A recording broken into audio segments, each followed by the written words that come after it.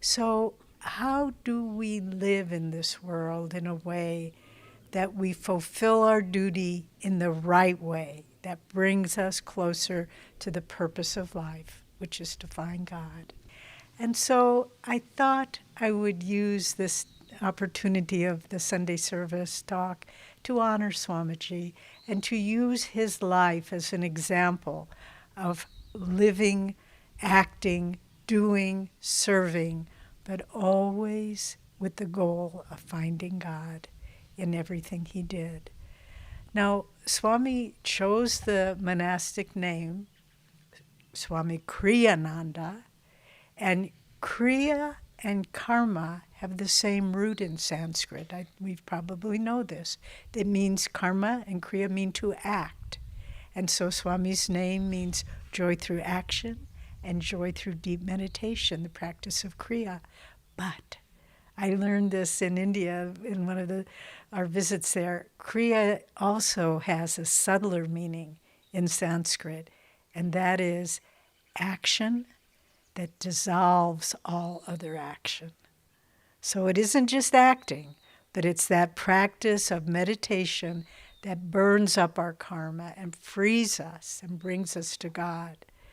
And so how do we merge being karma yogis and Kriya yogis? That's the trick, isn't it?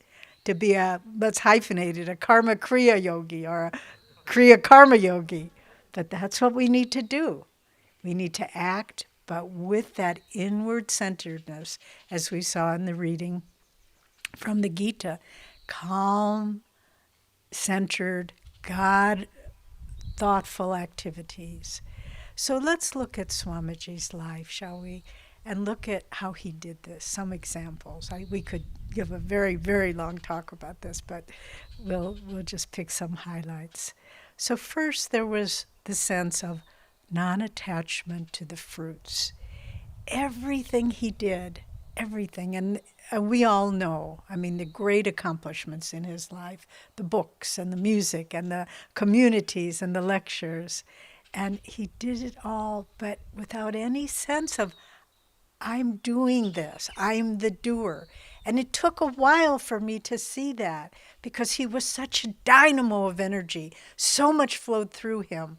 But he didn't trail any tales of attachment. He just kept, and that's why he was able to do so much, because he just kept moving forward. He didn't look backward. What have I done? Oh my gosh, maybe I'm tired. I did all this today. He just kept moving forward in a flow of energy. And let's face it, Swami will outwardly accomplish more than probably all of us put together, but nevertheless, whatever is in front of us, if it's decorating the altar, if it's doing the sound, whatever it may be, just to do it with the sense of, I'm not doing this, God's just flowing through me. And then another beautiful quality of Swami was really transcending likes and dislikes in his karma yoga, in his action. And remember, Master told him, your work in this life is lecturing, writing, and editing. And Swami was a little reluctant, and he said, but sir, I don't want to lecture. It's such a razor's edge of getting into ego and thinking you're important and thinking you know more than other people. And Master just looked at him and said, you better learn to like it. It's what you have to do. And then later he said, living for God is martyrdom. And so from time to time I see, well, I don't want to be doing this service. This service is so much more important. Guys, nothing is more important if it's done in the right spirit. It's all for God. And if we can overcome our likes and dislikes, and I want to do this and I don't want to do that, none of it, that keeps us from finding God. Swami just got out. I mean, we saw so many times when he was in bed with a fever and he had a lecture to give. And there was one time in particular, he said, can you do it for me? And we said, of course. And we were just about to walk out the door. And there's Swami standing in the doorway, all dressed, ready to go. Okay, let's go. We'll do the lecture. And he did. Came home, collapsed in bed with a fever. Many times that happened. but he overcame that ego resistance of, I want to do this and I don't want to do that. It doesn't matter. It's the spirit with which you do it. It's the joy you bring to it. You know, if you're sick in bed and you can't lift a finger, to still be practicing the presence of God, that's action. That's karma yoga. And so really it's so important for us to understand this, because all of us who are part of Ananda, there's much to be done. There's much to be done. This is just the beginning. But the way it will be done is if we can say, what is needed? Where do you need me? So overcoming likes and dislikes, Swami lived it. He lived it, and he taught us, whether you like it or not, if it's on your plate, you do it. And you do it with joy. And that's how great lives are molded. Maybe great things don't happen outwardly, but that's how great lives emerge. And so Swami's devotion was born of, certainly this lifetime that we know, of a desperation to find what was real and true in life. When you read his story, how he just knew this world wasn't real. He was desperate to find a direction in life, meaning, something he could dedicate himself to. But it wasn't until he read Autobiography of a Yogi in those 3 days and then traveled to Los Angeles to meet Master. Then he found it. And first words we know, I want to be your disciple.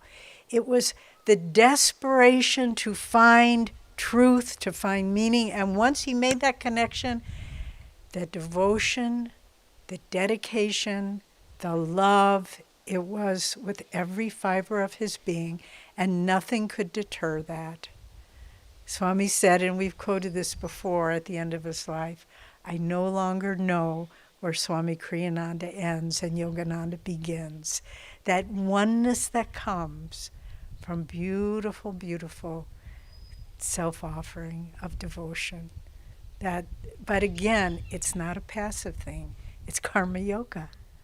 To see devotion as karma yoga, as something that we act on, that we live on. Not to ever think of the Guru casually, to speak of him casually or indifferently, but devotion is the focus of the heart and the mind, and what it leads to ultimately is that oneness, that self-surrender, self-offering. And so all of the activity versus inner communion, actually there isn't a dichotomy in the end, is there? Because the highest form of activity is communion with God in meditation. And all of the things we do, from sweeping the porch to cutting firewood to stocking shelves in the market, whatever it might be, everything can lead us to that inner communion. What is right action? Krishna says to Arjuna, offer to me your every deed, devoid of egotism and desire, inwardly centered in the soul, ever calm and free from worries. Be dutifully engaged in the battle of life. And so each one of us have a different battle before us, but without egotism and desire, calmly focused, engage in the battle of life before you. And this is how we, following in Swami's footsteps, will find God. Thank you.